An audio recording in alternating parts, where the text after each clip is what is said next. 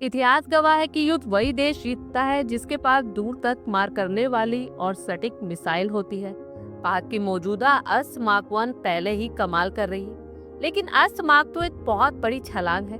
DRDO ने इस missile की मारक क्षमता को बढ़ाकर 200 किलोमीटर तक पहुंचा दिया। इसकी सबसे बड़ी खासियत इसका ड्यूल पल्स रॉकेट मोटर है, जो इसे पावरफुल बनाता है ताकि दुश्मन का विमान कितना भी इधर उधर घूमे, ये उसे ढूंढकर मारकर ही गिराए।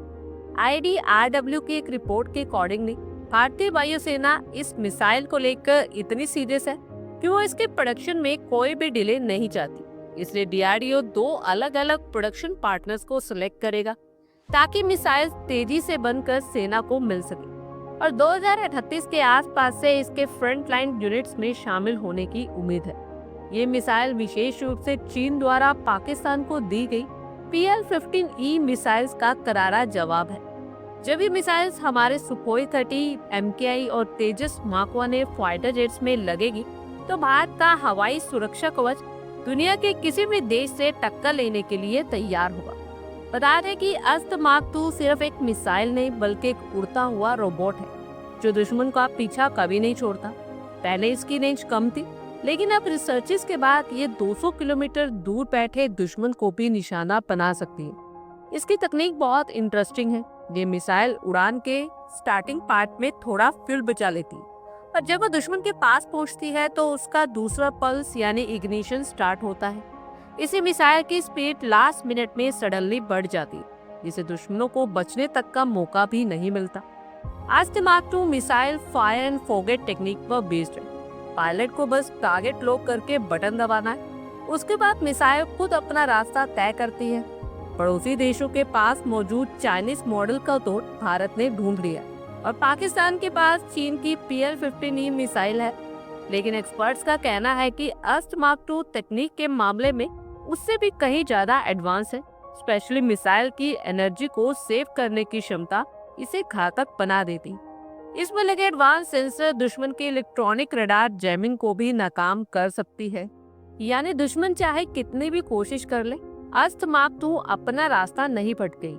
बता दें कि इंडियन गवर्नमेंट और एयरफोर्स अभी किसी एक कंपनी के भरोसे बैठकर टाइम वेस्ट करना नहीं चाहती। डीआरडीओ ने 2 डेवलपमेंट कम प्रोडक्शन पार्टनर को सिलेक्ट करने का डिसीजन लिया। इससे प्रोडक्शन की स्पीड डबल हो जाएगी। वही 2 कंपनीज होने से अगर एक जगह कोई प्रॉब्लम भी आती है तो दूसरी जगह काम चलता रहेगा। इससे वायुसेना को समय पर डिलीवरी मिल सकेगी। 400 मिसाइल्स का ऑर्डर यानी वायुसेना एक साथ बड़ी क्वांटिटी में ऑर्डर देकर ये सुनिश्चित करना चाहती है कि हमारे हर फाइटर जेट के पास इनफ क्वांटिटी में ये घातक मिसाइल शामिल रही। अस्त्र मार्क 2 को सबसे पहले भारत के 2 सबसे इम्पोर्टेंट फाइटर जेट्स में लगाया जाएगा। पहला Su-30 MKI और दूसरा है तेजस मार्क 1 फाइटर जेट। इस मिसाइल के जुड़ने से तेजस और सुखोई की ताकत कई गुना बढ़ जाएगी और ये दुनिया के सबसे एडवांस फाइटर जेट्स को भी मात दे देगा। ऐसे में जब एक ही मिसाइल कई तरह के एयरक्राफ्ट में लगती है तो उनका मेंटेनेंस और ट्रेनिंग इजी हो जाती है।